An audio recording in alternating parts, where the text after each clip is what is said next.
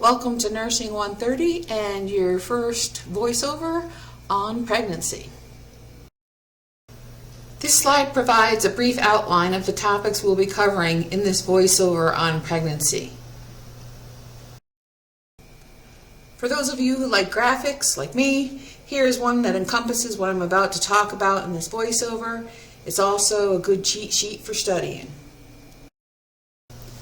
Potentially, before mom finds out she's pregnant, the organs of the embryo start to form. This is called organogenesis.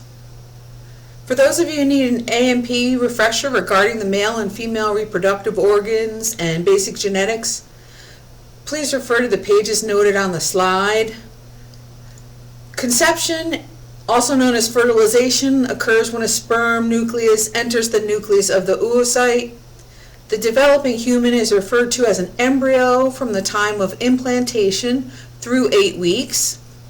If you're interested in the embryonic phase, again refer back to your text. This is the time period for organogenesis, and therefore the embryo is most vulnerable to the effects of teratogens at this point. Teratogens are drugs, viruses, infections, and other exposures that have the potential to cause embryonic and fetal developmental abnormalities. The severity of the malformation varies based on the length of exposure, amount of exposure, and when it occurs during human development.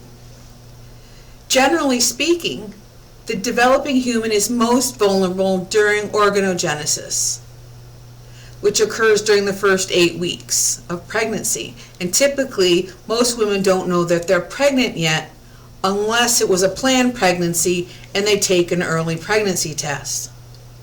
However, over 50% of all pregnancies are unplanned, and therefore some women do not find out that they are pregnant before the damage is done. After mom and embryo have made it through the initial 8 weeks of organogenesis, the fetal stage of development begins. All the body systems are present, they just need to grow and mature. This occurs from weeks 9 through 40. The chart on the slide is pretty much straight from the book. You need to be familiar with the progression of fetal development from weeks 9 through 40. Especially in regards to the respiratory system, which you will see is mentioned several times in the chart. This will be important, especially when we talk later about preterm labor, because the respiratory system is one of the last systems to fully mature in the fetus.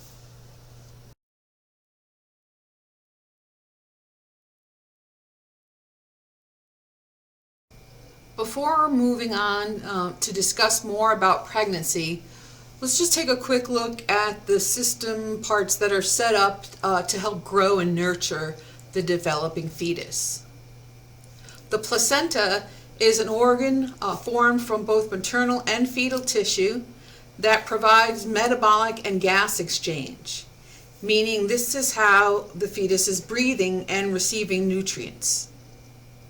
Additionally, the placenta produces hormones, including progesterone, estrogen, human chorionic gonadotropin, and human placental lactogen, all of which play an important role in maintaining the pregnancy. The embryonic membrane or sac is typically what most people refer to as their bag of waters. It is formed by the amniotic and chorionic membranes, and it provides a sterile environment for the fetus to grow.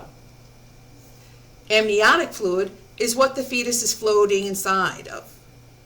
This helps to protect the fetus and allow movement within the sac and cushion the growing fetus. The amniotic fluid is typically clear and composed mainly of water.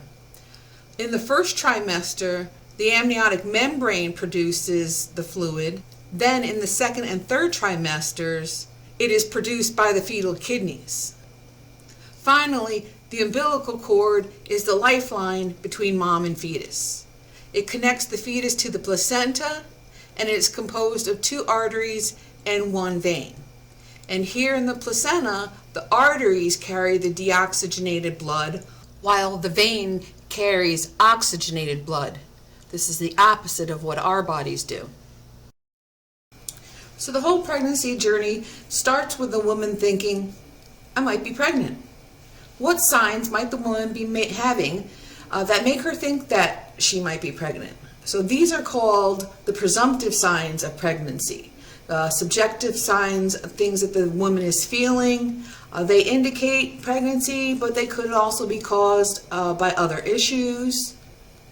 Then you have the probable signs of pregnancy, which are objective signs that likely do indicate pregnancy, but are not a positive confirmation of pregnancy.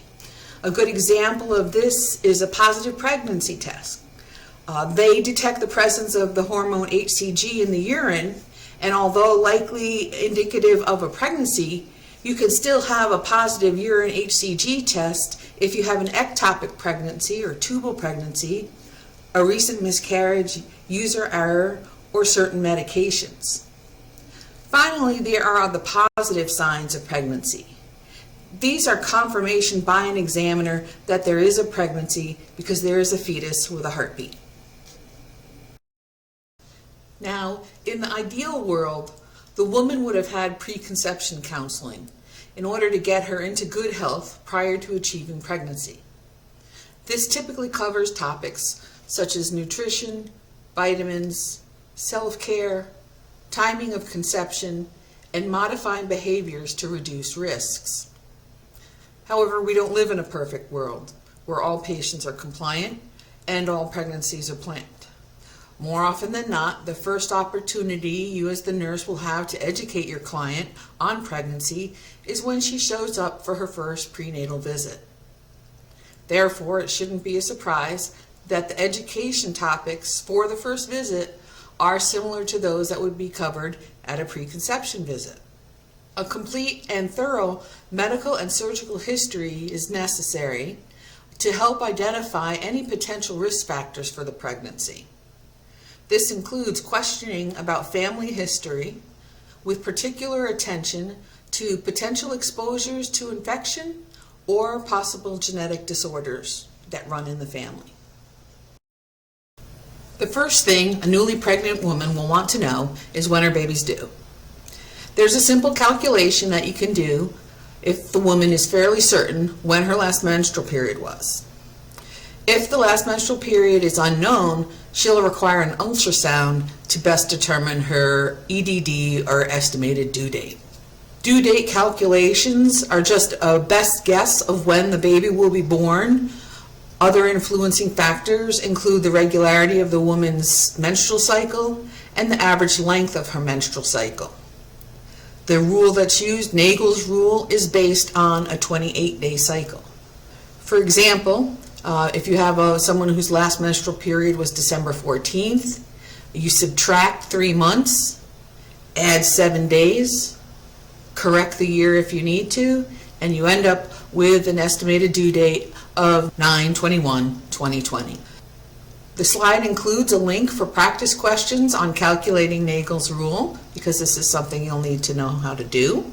Once the due date is calculated, the pregnancy is counted in terms of weeks gestation, starting with the first day of the last menstrual period and ending with 40 completed weeks. At that first OB visit, it's important to establish the woman's OB history, specifically the number of pregnancies and births she has had. This is expressed with gravida and para, or parity.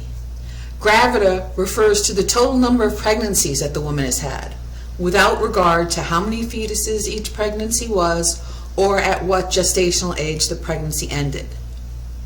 This also includes current pregnancies. So if a woman is currently pregnant, that pregnancy is counted in the gravida. Para refers to the number of births after 20 weeks gestation, whether live or stillbirth. Now, a pregnancy that ends prior to 20 weeks gestation is considered an abortion, regardless of whether it's spontaneous or elective, and it does not count in the gravida-para system. You can see that the gravida-para system leaves out a lot of information, and in OB we like to know more about this para number So we use the GTPAL system most often, which is more comprehensive and gives information about each pregnancy. In the TPAL system, term refers to the number of term deliveries, born between 37 weeks and 0 days gestation through 42 weeks gestation, regardless if born alive or a stillbirth. P represents preterm deliveries, which are counted from 20 weeks gestation through 36 weeks and 6 days gestation, regardless if born alive or stillbirth. A stands for the number of abortions, spontaneous abortions, miscarriages, or induced elective abortions. And L stands for the number of currently living children. In addition to getting information to get a complete GTPAL, you should also inquire about the presence of any complications that occurred with previous pregnancies or births, and also ask about neonatal outcomes such as APGAR scores, what was the infant's birth weight, how was the baby delivered, were there any complications, etc. You see an example of calculating GTPAL on the slide, and there's also a link to practice questions so that you can calculate the GTPAL, which you will need to be able to do.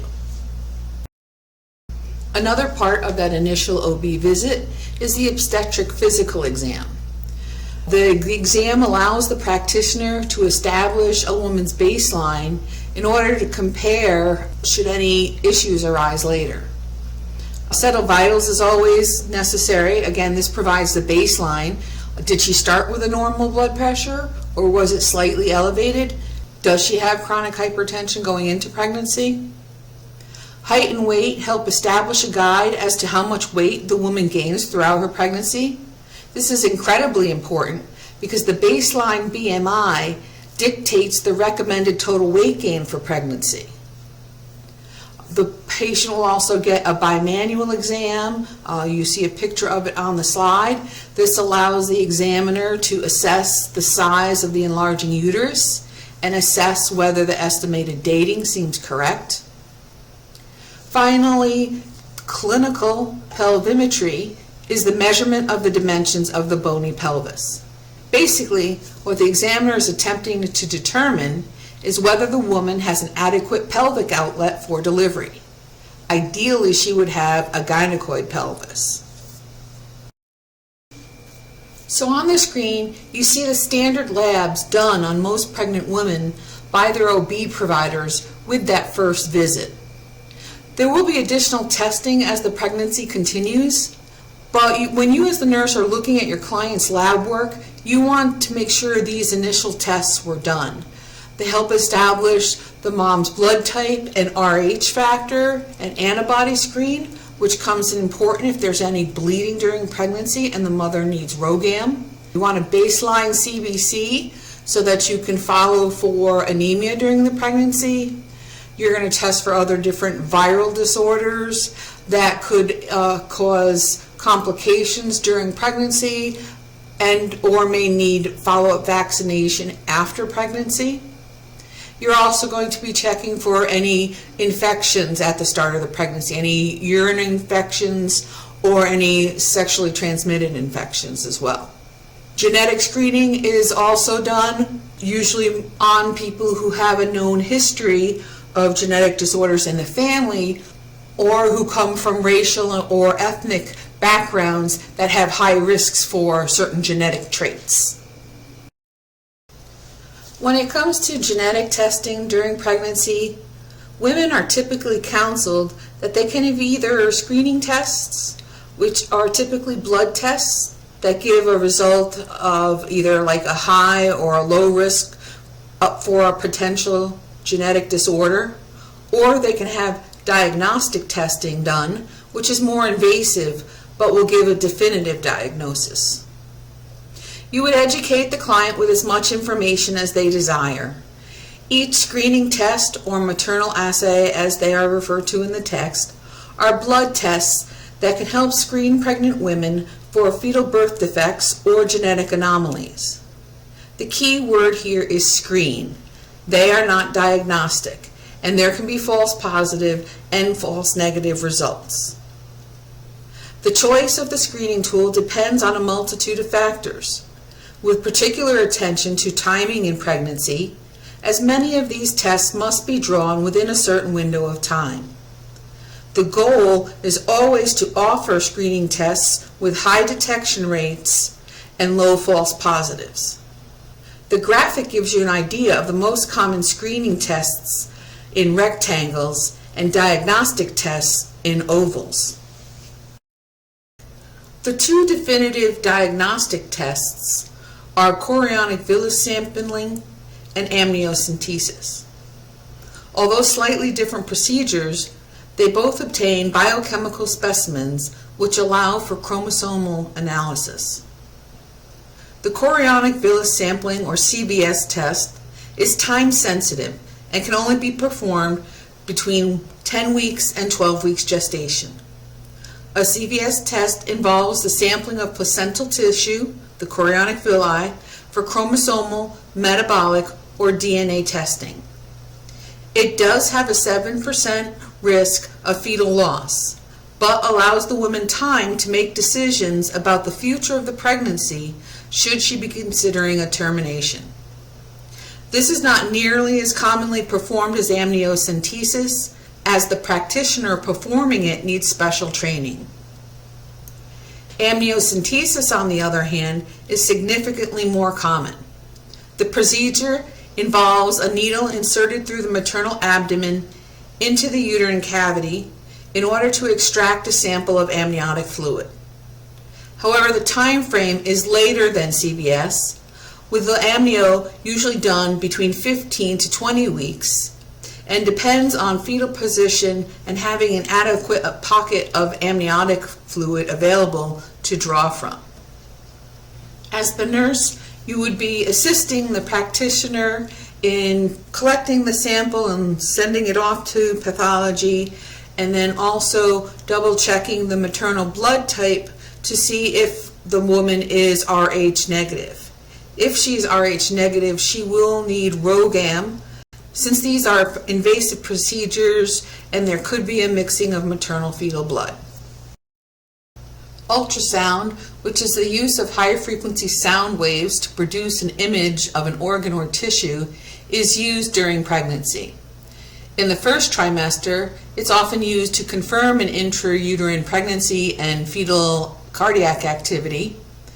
During the second and third trimesters, it's used for an anatomy scan to detect fetal anomalies. Usually about 18 to 20 weeks this one is done. Later on in the pregnancy, ultrasounds would be done to confirm placental location, especially if the client has a history of placental previa. Also, ultrasounds are a component of the biophysical profile, which is a screening test used to assess the status of the fetus late in pregnancy. Nursing considerations are education for the client, getting the client into the proper positioning, providing comfort and emotional support during the procedure, and then also documenting afterwards. Prenatal appointments will continue throughout the pregnancy. In the first and second trimesters, they usually occur about every 4 weeks. Then, as you reach the third trimester, the woman is seen every 2 weeks until 36 weeks, and then weekly until 40 weeks. So as mentioned earlier, the BMI will help guide how much weight the client should gain during the course of the pregnancy. Usually, clients will gain 1 to 5 pounds during the first trimester, and then about a pound a week for the second and third trimesters if they're underweight or normal weight. It would be less if they are overweight or obese. The normal weight woman would gain on average 25 to 35 pounds, with overweight and obese women on the lower end of 10 to 25 pounds. Nutrition during pregnancy is more important because you're now taking care of two individuals, both mother and fetus. Mothers want to keep hydrated, limit caffeine, avoid certain fishes that are high in mercury, make sure all foods are cooked thoroughly, that raw fruits and vegetables are washed before eating. You'll see a reference on the slide to a nice table in your book regarding a USDA daily food checklist tips for pregnant women.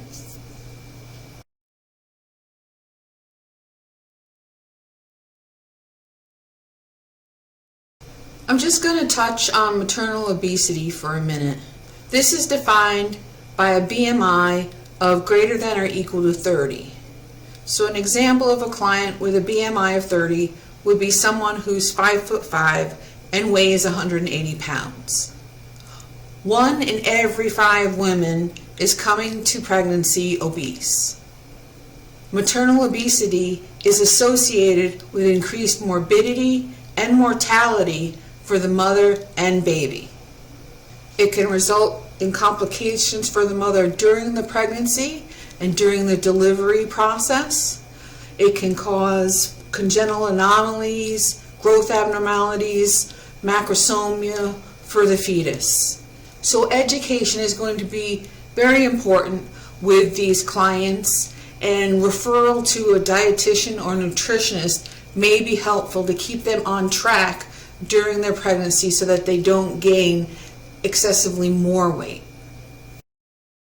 Now, as you can see from this graphic, there are tons of physiological changes that go along with pregnancy. Every system in the body changes in order to accommodate the pregnancy.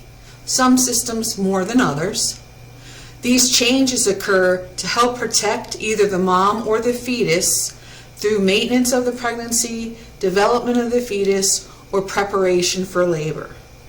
Use the table noted on the slide to learn in more detail about these physiological changes. There are just too many of them for me to go over in a voiceover. But pay special attention to the cardiovascular changes of pregnancy. So, if you haven't ever seen exactly what a pregnant abdomen looks like compared to a non-pregnant abdomen, here's a visual on just where exactly women's organs move and shift to in order to accommodate a fetus. Look at how squished the intestines and the stomach are. How much food do you think a pregnant woman can eat before feeling full or nauseated? You can't even see the diaphragm in the full-term abdomen picture. Stands to reason that pregnant women can't take a really good deep breath.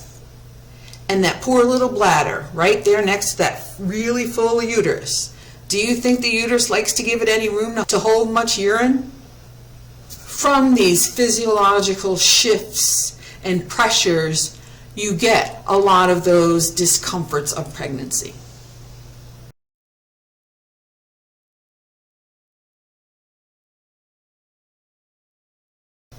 The common discomforts of pregnancy occur due to the physiological changes women go through as they progress through the trimesters.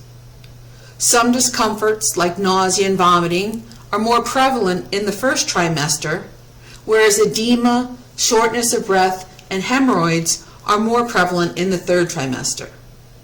As the nurse, it's important to know and share with the client that these are normal signs and symptoms for the most part, and then educate the client on the ways they can help ease the discomfort. Individual client history and timing of occurrence will dictate which signs and symptoms might need more investigation by the nurse or the practitioner.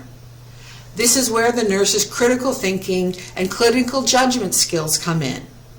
For example, a persistent, dull, low backache at 34 weeks gestation will be looked at in a lot more depth than if the woman was 18 weeks, due to the risk that the backache at 34 weeks could be a sign of preterm labor, not just a discomfort of pregnancy. In the box on the slide, you will find the pages to a table in your text that does an excellent job at outlining the nursing actions and patient education that goes along with each discomfort.